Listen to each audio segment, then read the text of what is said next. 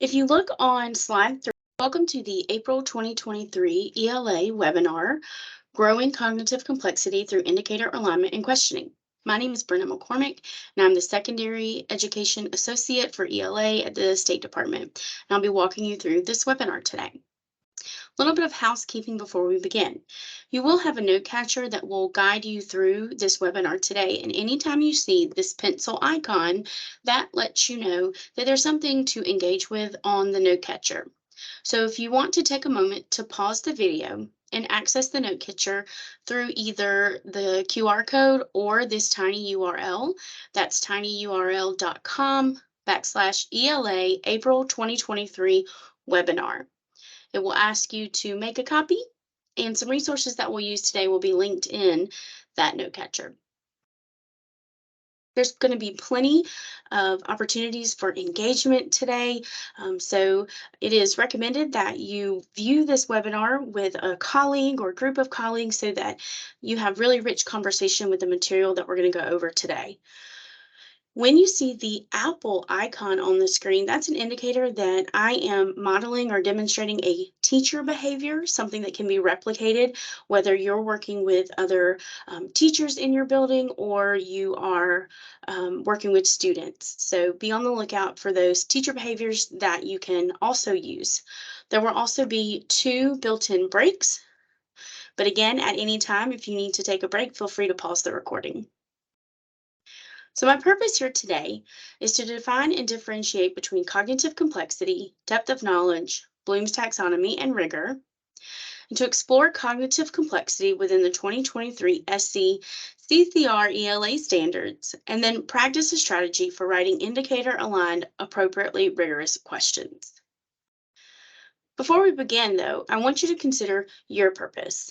Notice that there is a pencil icon in the bottom corner of the screen that lets you know that you're going to jot this down in your note catcher. What is your lens today? Are you viewing this video through the lens of a classroom teacher, maybe a school-based coach, or a district administrator? What do you hope to gain from the time that you're spending on this video? And who are you going to share the learning with? What impact do you hope it will have? Pause the video and take a moment to think about those questions. Let's take a look at our agenda.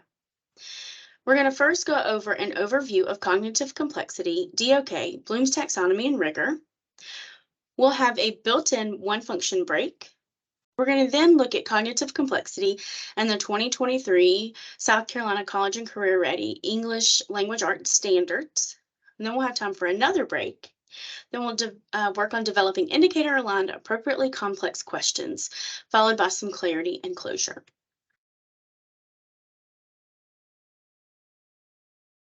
We're going to go through a process that I'm calling READER, where we're going to rate our initial understanding of some concepts, explain what we already know, read and annotate an article about those concepts, discuss, and then revise our rating. Hopefully, we will all go up in those ratings after we have had our discussion. So the first thing I want you to do is take a look at your note catcher and rate your initial understanding of the following concepts on a scale from 1 to 5. 1 being, I don't know anything about this yet, and 5 being, I'm an expert. First, cognitive complexity. Rate yourself on your note catcher. Second, depth of knowledge. Third concept, rigor. Fourth, Bloom's taxonomy. And fifth, the relationship, similarities, and differences between the first 4 concepts. Now that you've given yourself an initial rating, let's explain what you already know. So take a moment to jot down, what do you already know about cognitive complexity? If you gave yourself a 3, why? What information do you already have? What do you already know about depth of knowledge? What about rigor? Bloom's taxonomy? and then the relationship, similarities, and differences between these between these four.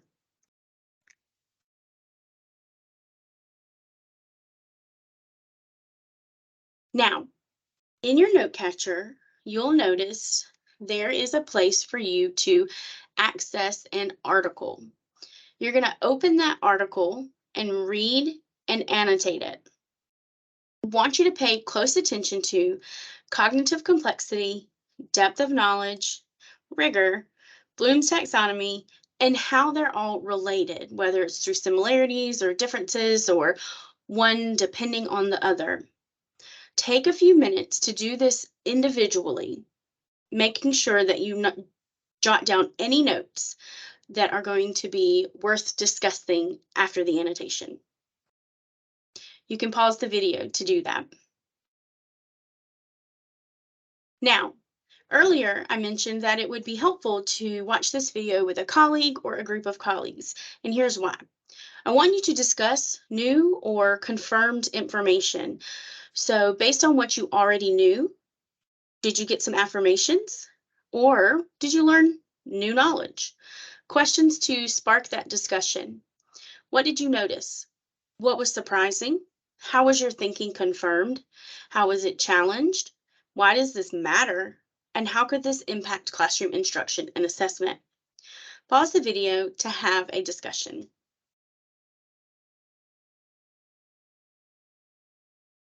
Now let's take a look at definitions for these four topics. Rigor is the result of work that challenges students' thinking in new and interesting ways. It occurs when they are encouraged toward a sophisticated understanding of fundamental ideas and are driven by curiosity to discover what they don't know. Cognitive complexity refers to the cognitive demand associated with an item. The level of cognitive demand focuses on the type and level of thinking and reasoning required of the student on a particular item and is dependent on the grade level expectation. Cognitive complexity is classified as low, medium, and high. An item might be high complexity at one grade and low complexity at another. Bloom's taxonomy is a classification system used to define and distinguish different levels of human cognition, like thinking, learning, and understanding. Finally, depth of knowledge, or DOK, measures the degree to which knowledge is elicited from students.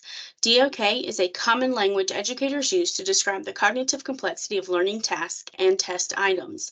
DOK is classified in levels 1 through 4. So now it's time to go back to revise your rating. After your article annotation, the discussions you've had with colleagues, and then the defining of our 4 definitions, tell me now, where are you rating yourself between 1 and 5? Cognitive complexity, depth of knowledge, rigor, Bloom's taxonomy, and the relationship between the 4. Take a moment now to reflect. In the experience that you just had with the reader activity, what was your rose? What went well? What new learning did you experience? What was a thorn? What was challenging? What are you still trying to understand? What is your bud? The ideas that are ready to bloom, or what you can begin implementing right away? What are your seeds? Something you're ready to work on, or something that now you're aware maybe needs some attention? And then who are the gardeners? Who can help you cultivate your ideas? Who can you share your learning with? Pause the video, take a moment to reflect.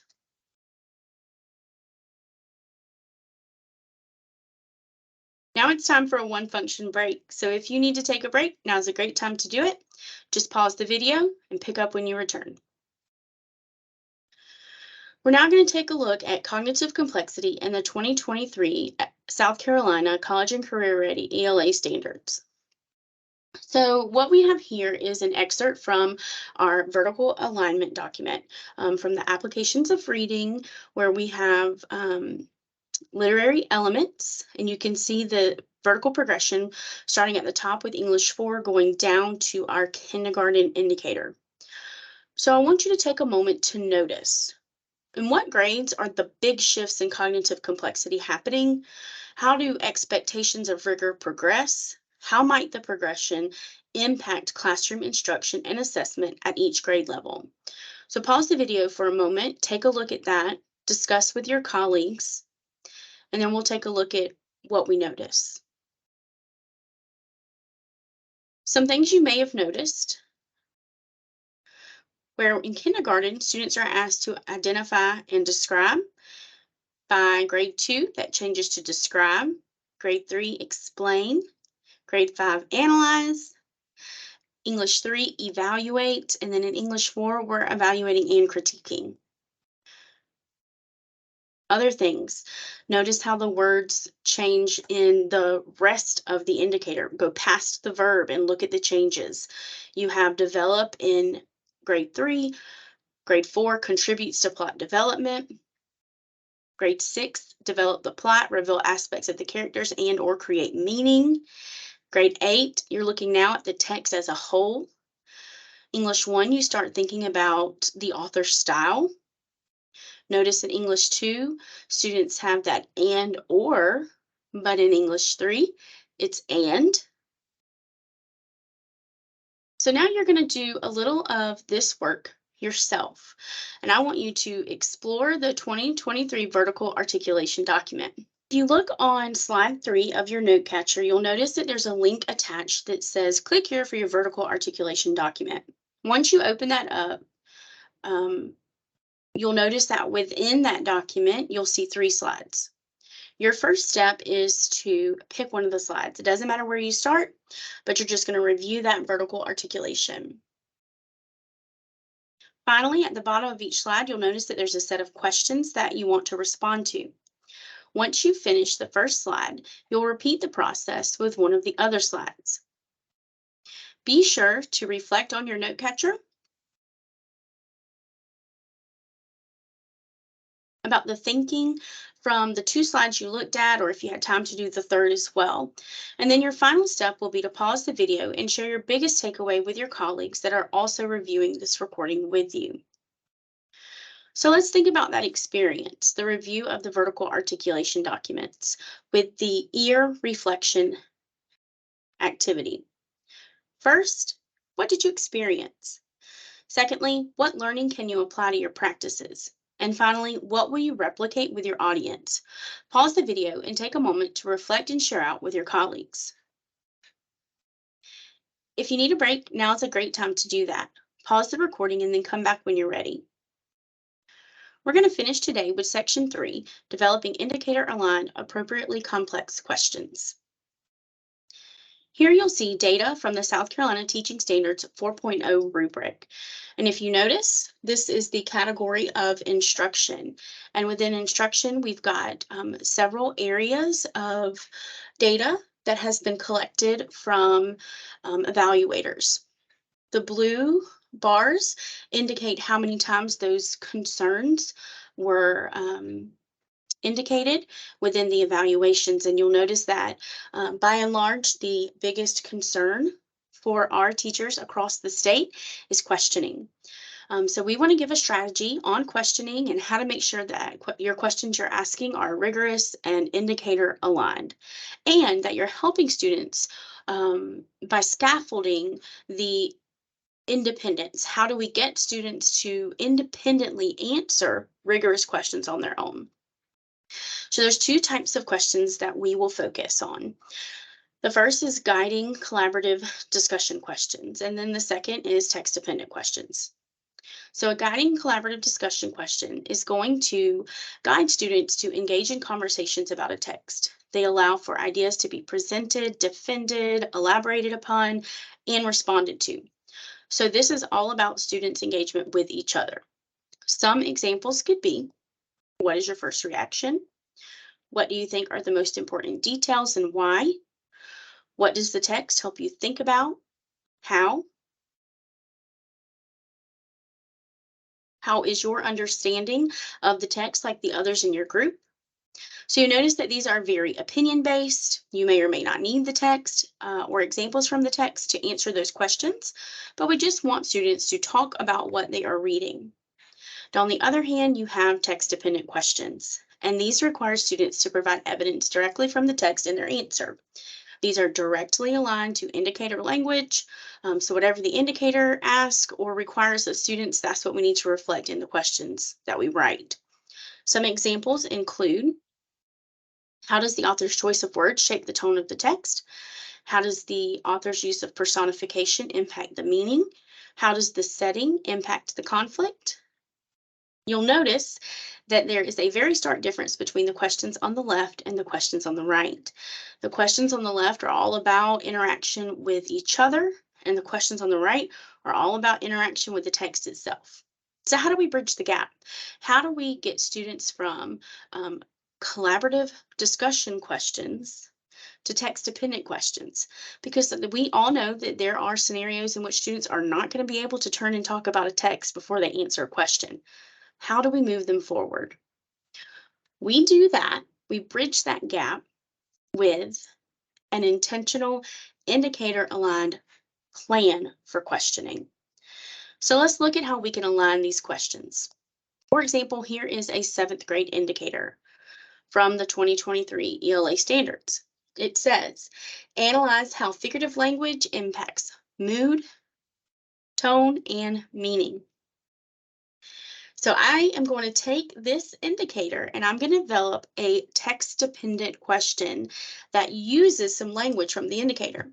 And my question is, how does the author's use of figurative language impact the tone of the text?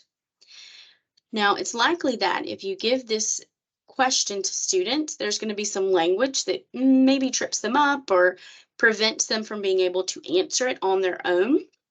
So let's identify some of that language. Take a moment and think about what vocabulary in that question may give students pause. Words like figurative language, impact, tone. Because students may not understand what these words mean, they can't independently answer the question. But we can help by providing them access and entry to these types of questions through collaborative discussion questions. And that's where we're going to ask students to just turn and talk. So let's say that students are stuck on these 3 words or these 3 phrases. What can we ask students to talk about that will essentially move them in the direction of what these words mean? Maybe we ask, how does this text make you feel? What words make you feel that way? Really, what we're doing is we're asking them about mood and tone and author's word choice. And once they have those conversations, then we can name them for them. We can say, guys, you just talked about tone. You just talked about author's word choice. Those are those fancy ELA words that you're going to see in indicator language. And you know them because you've just had a discussion. Another one could be, did your feelings change at any point in the story and what made them change? So now we're talking about tone and impact. Impact meaning change. Finally, figurative language. Let's say the text that we're asking about has hyperbole. And we ask, where does the author make an exaggeration and how does that make you feel? And so again, tone and figurative language. And once they've had these conversations, then we can name them. So let's practice. I want you to choose an indicator from the 2023 College and Career Ready ELA standards and then develop a text-dependent question from that indicator. You can choose any indicator that you like, but remember that text-dependent questions are text-dependent, but not necessarily text-specific, so it doesn't really matter what text you choose. Then I want you to identify the language within your text-dependent question that obviously came from the indicator that may cause a problem for students and create 3 or 4 collaborative discussion questions that can help students access that language. So go ahead and pause now and do that practice. Now I want you to reflect. When we were talking about text-dependent questions and collaborative discussion questions and how we can make them indicator aligned and accessible to our students, what light bulb moment did you have? What did that work make you think about? And how might you use this knowledge? Pause the video and take a moment to reflect. Finally, we're going to wrap up with some clarity and closure. And that's just one final thought. Turn and talk with the colleagues that are with you watching the video. Write down or discuss just one sentence. If you could give one major takeaway from today's webinar, what would it be? Share that final thought. Again, we appreciate you taking the time to watch our webinars. We love the feedback that we've been given and the participation that we've had. So we hope you'll continue to join us either live or by recording as we continue to offer professional development through this mode. Thank you.